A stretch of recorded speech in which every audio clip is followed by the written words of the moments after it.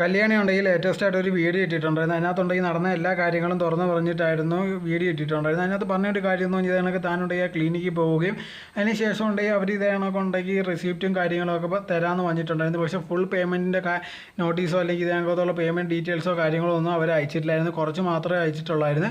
So അതിനെക്കുറിച്ചുള്ള സമയത്തുണ്ടെങ്കിൽ അതിൻ്റെ പൈസ അയച്ചിട്ട് ബാക്കിയുള്ളതിനെ കുറിച്ചുള്ള കാര്യങ്ങൾ ചോദിച്ചപ്പോൾ അവർ ആ സമയത്തുണ്ടെങ്കിൽ പ്രത്യേകിച്ചൊന്നും പറഞ്ഞില്ലായിരുന്നു.